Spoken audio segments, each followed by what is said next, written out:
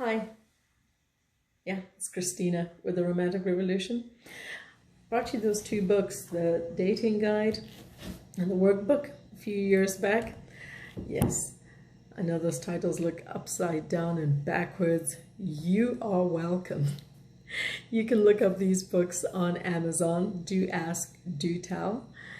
And it's going to be hyphen the Romantic Revolution, because there are other books with the same title, at least the beginning of it.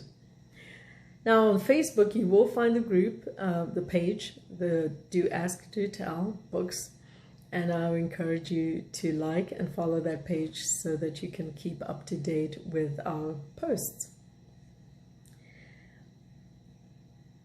My heart has always been heavy for people who are hurting in relationships or out of relationships, people who are lonely, rejected, people who feel misunderstood, who feel that they're in a relationship which is unbalanced, and people whose relationships have also ended.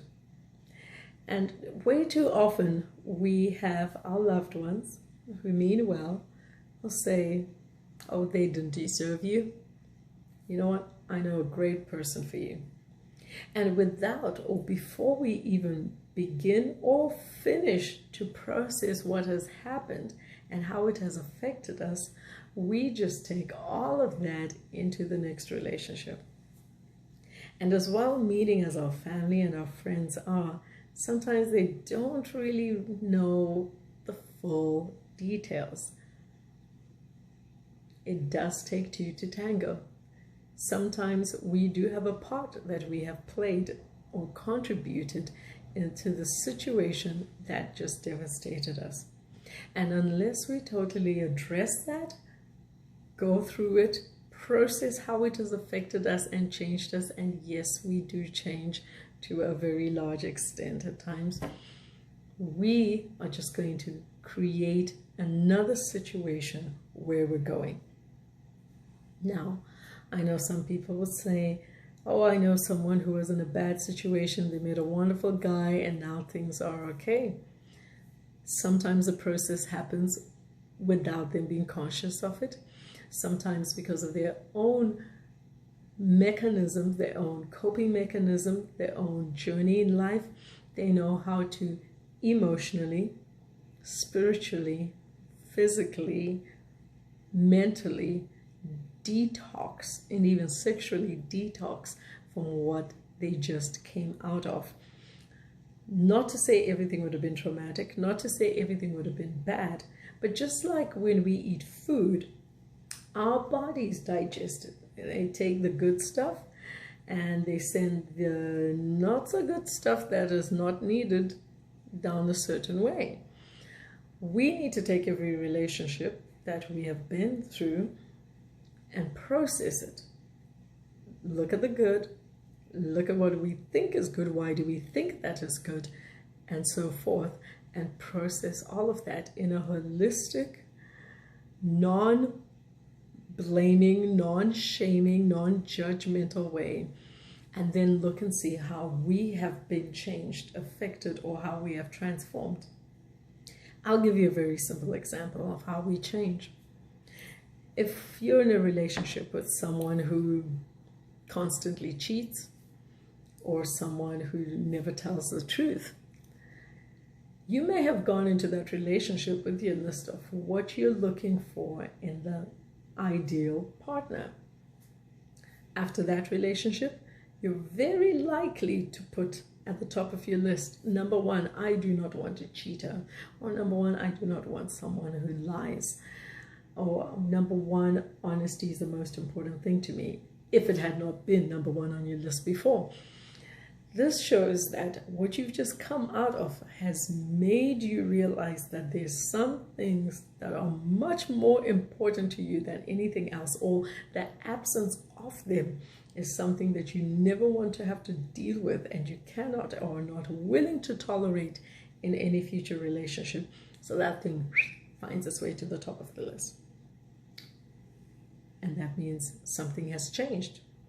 So when you snowball from a relationship to relationship without processing what is going on with you, you will very likely find yourself in a situation where your list is fuzzy, it's flexible, it's not really clear what you're looking for. And I'm not trying to champion the creating of a list of what a person exactly wants in another person.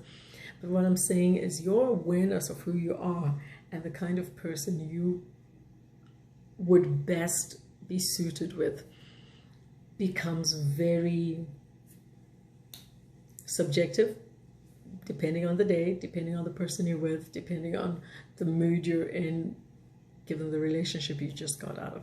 So we will detox together. We will discover stuff together. We'll discover stuff that you didn't know was an issue to you, stuff that you didn't know was an issue to your spouse or your partner or whoever you're in a relationship with. The great thing about this material is as you work through the dating guide, the chapters have great sections that do introduce a topic and give you a rough idea of what this chapter is going to cover, what this process is going to entail, and what you can expect to be your learning outcomes from that. And a number of the questions are included in this.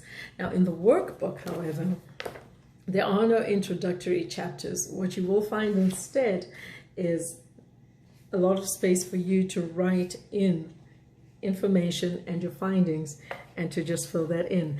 And all the questions are now in here, including questions that are not in this book. So though this book is just under 100 pages, I believe. Yes, and this one is just under 200 pages. This one has almost 400 questions in it. That said, that does not mean this is going to be the Great Inquisition. No, you do not. I would not recommend sitting someone down and interrogating them using these. I recommend rather that you take the time, invest in yourself. As my mentor, Dr. Miles Monroe, say, if you say something is important to you, it should be evident by your investment in that area. So invest in yourself, not only in just purchasing the book, but also in the time to work through it. And as I said, this time I'm going to work through it with you. We'll break down the chapters together and we'll go through them so that as it becomes more intense, more overwhelming, it does get overwhelming. And as we start to brush up upon nerves, raw nerves, you have someone to help you get through that and understand that. So I'm not a psychiatrist. I am not a licensed therapist, but I'm here to help you see the areas that you do need to work through, the areas that you do need help in, and then you can decide where you're going to go to get that help. All right, so I hope that that is clear. I hope what is clear too is that though the books say dating, they are great tools for people in a relationship, especially if your relationship is struggling, even if it is good, just to get it to that great level. This material is so awesome because it is packed with tools that help you unearth and understand more about the person you're with, even things they haven't processed, things that have happened in their formative years, things that they observed that shaped their perspectives, and you get to be part of the process where they discover themselves too. So first, go through the journey, you discover yourself, let's work on you, make sure that you're in a great position to be able to handle this process. You need to be in a sound and mentally fit and healthy state so that you are aware of your partner and their reaction, their response to these questions. So that said, yes, are there going to be uncomfortable questions? Yeah, they're going to be there. Do you have to get a yes or no answer for any of them? Not necessarily. In fact, I do mention that sometimes the absence of a yes or a no or any answer may in itself be an answer. But please do read through the books. We will start together very soon, and I will ask you to keep an open mind and be prepared for any answer, because that is really part of your journey with this person, is to not go into it expecting that this is going to be their answer, but to be prepared to be supportive regardless of what they do say. Okay, so enough of the shock factor. 10 minutes. I think I did good on this little introductory little video. Don't worry, the next one will have better lighting, framing, da-di-da-di-da, all the fun stuff. Okay, thanks for spending a little bit of time with me. Post any nice comments, okay, constructive comments too. And I look forward to seeing you guys back really soon. Please, please, please reach out to me as soon as you can if you need help getting your books. Bye-bye.